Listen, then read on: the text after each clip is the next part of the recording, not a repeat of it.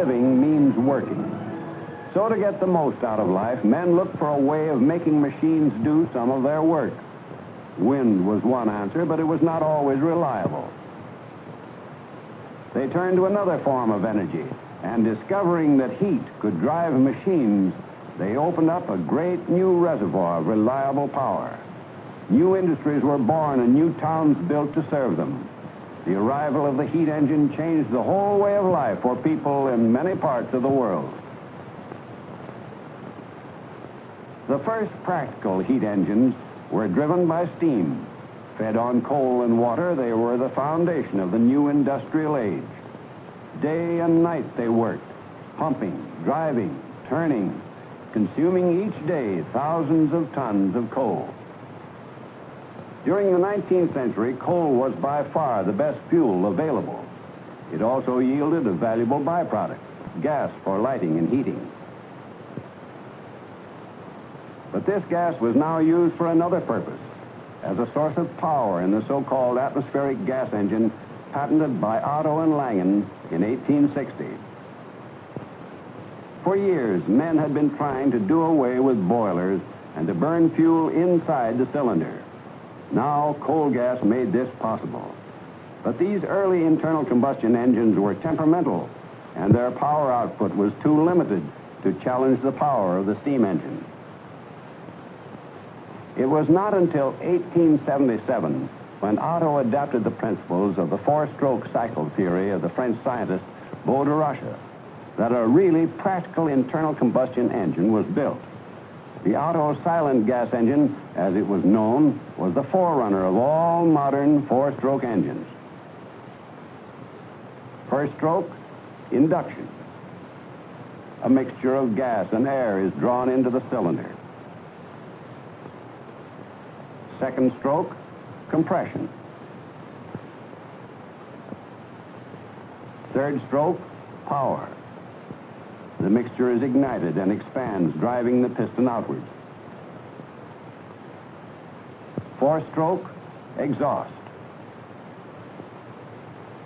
With the discovery of petroleum, a new source of power was born, and the internal combustion engine developed rapidly.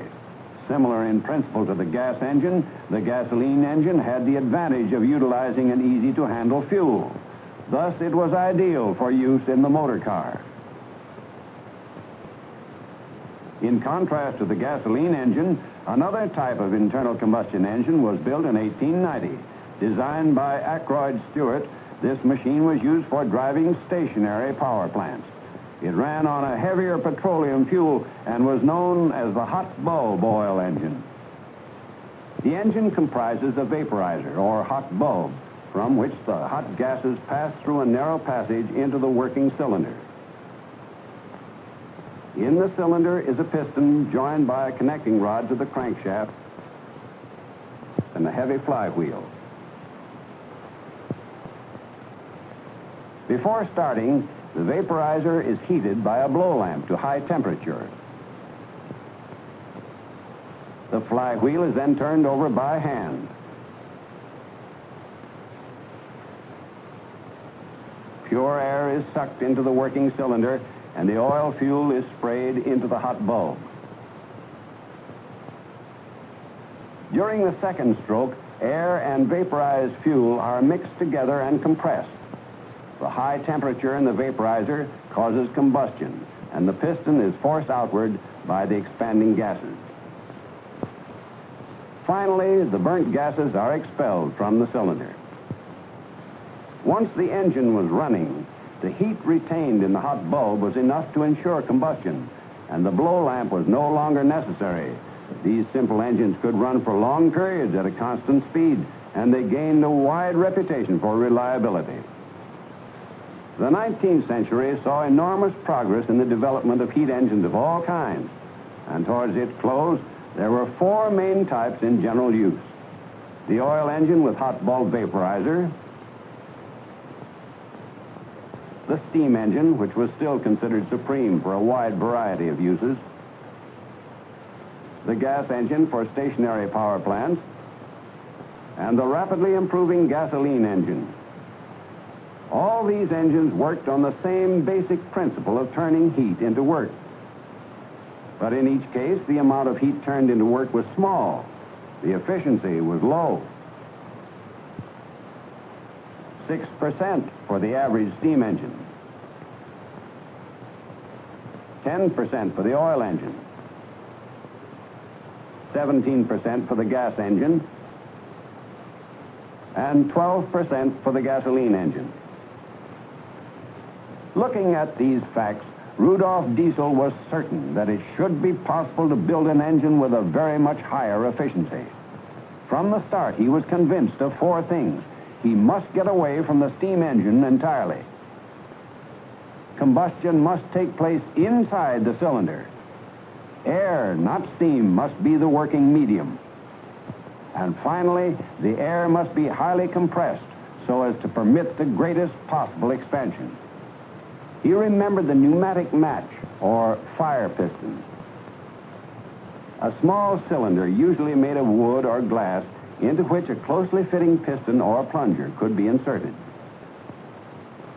The head of the piston was recessed so as to hold a piece of dry tinder. When the air in the cylinder was highly compressed, it became so hot as to cause the tinder to ignite.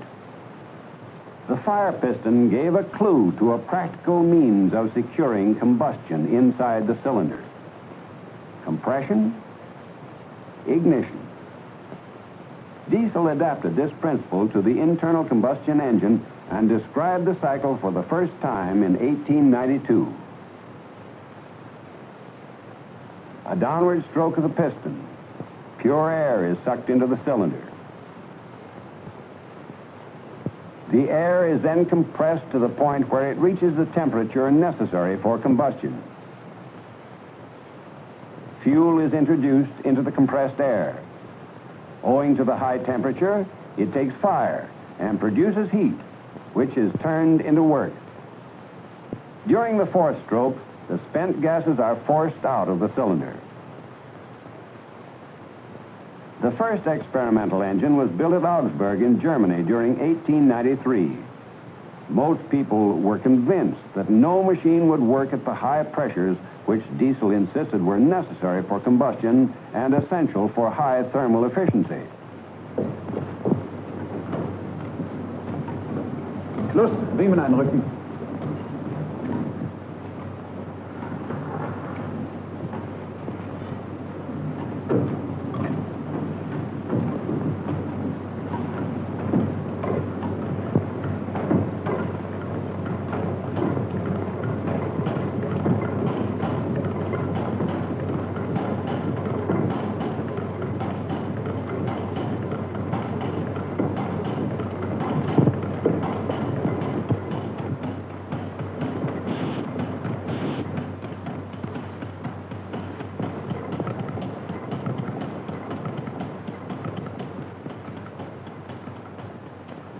This engine never ran under its own power. One of the main problems facing Diesel arose from the high pressures inside the cylinder. An exact quantity of oil fuel had to be sprayed finely and accurately through a dense wedge of compressed air. It was found that the fuel pump by itself could not do the job effectively. So an air pump was added, which could blow the fuel into the combustion chamber. The principle was similar to that of a perfume atomizer. The method was known as air blast injection.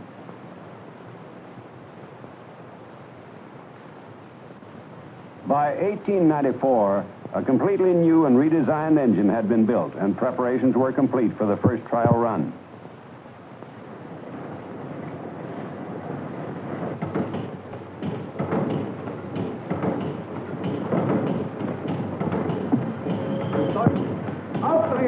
Jawohl.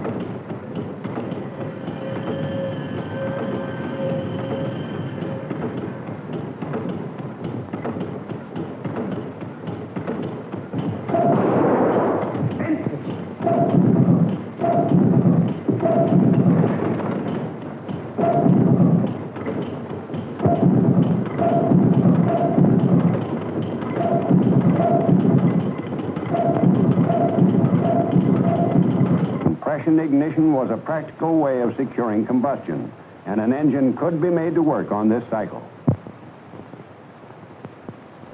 By 1897, the first reliable engine had completed its tests. Limitations in engineering methods had made some modifications necessary. Nevertheless, the engine had an efficiency of 27%, far higher than any other engine of the day.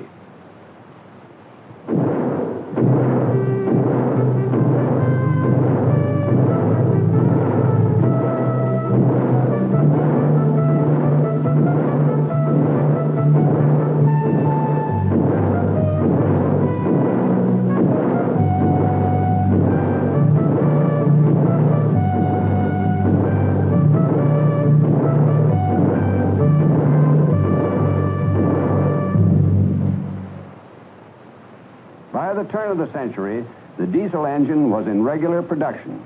The first models built under license were large single-cylinder units with a maximum speed of less than 200 revolutions per minute. Manufacturers in various countries made some modifications to the original design, and a few horizontal engines were built. These were reminiscent of Ackroyd Stewart's earlier engine, but with much higher compression and no hot bulb.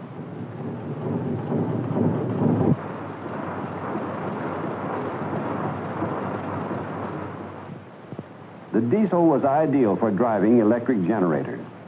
With the rapid expansion of electrical power, there was a demand for larger engines with more than one cylinder. With the development of more power, engineers soon realized that the diesel could be adapted for marine work. By 1912, the first ocean-going diesel ship had been built.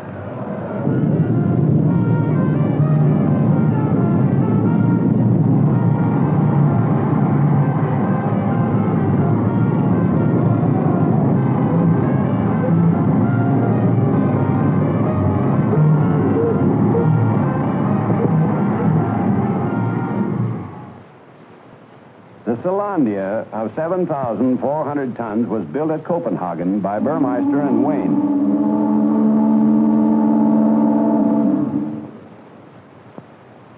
Her maiden voyage to Bangkok created a sensation in the marine world and marked the beginning of a close association between the diesel engine and the sea.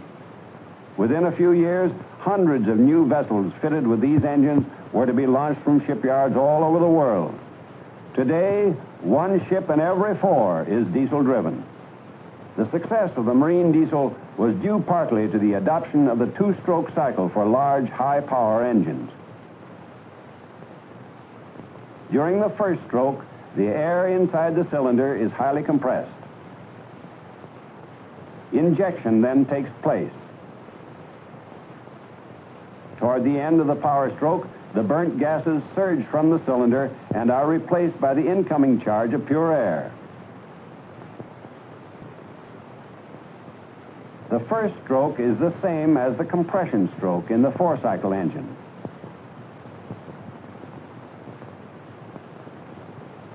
The second stroke combines power, exhaust, and induction and completes the cycle.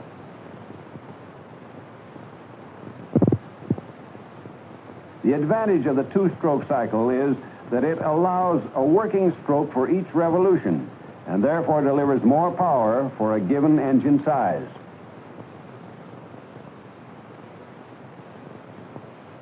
But more power was not the only requisite. There was a demand for smaller and faster engines for certain purposes. Comparatively light engines for submarines had been built before 1920. But the air blast injection system was cumbersome, inefficient, and unsuited to high speeds. There seemed to be a limit to progress in this direction. During the 20s, however, a new system of airless injection was perfected, and the air blast method was superseded. The so-called jerk-type pump meters an exact quantity of fuel which is delivered at high pressure and broken into a fine spray at the injector nozzle. The injection pulse is synchronized with the engine speed. The development of precision airless injection was a landmark in diesel history. Here at last was the opportunity to build an engine which would be light as well as powerful. 10 years of hard work and patient research were necessary before the high-speed engine could go into regular production. These engines are more sensitive than the low-speed types, and a great deal of work on combustion problems and the development of new fuels and lubricants was necessary. Then there were other aspects. For example, trucks, tractors, and small boats fitted with high-speed diesel engines may have to work in regions with temperature well below zero. Practical tests of starting and running at these low temperatures were carried out in special laboratories. This is only one example of a vast field of research and experiment which lies behind the production of the modern diesel. Today, engines of all types and sizes are in large-scale production throughout the world. Medium-speed engines for express trains, small high-speed engines for trucks and buses, diesels for tractors and bulldozers and agricultural machines, miniature engines for model cars and model aircraft, huge double-acting types for generating electrical power and for driving ships, two-stroke and four-stroke engines for 100 uses. The diesel has always had a reputation for efficiency and reliability. Like every other machine, it owes much to the past. To Ackroyd Stewart, whose early work laid the foundation for the solid injection engine. To the pioneers who discovered how to turn heat into work. To the scientists who learned about the nature of heat. To the engineers who have adapted their theories to practice. And to the petroleum technologists who have constantly developed new and better fuels and lubricants. It is through their work and knowledge that we have the modern diesel, the most efficient and most versatile of all heat engines.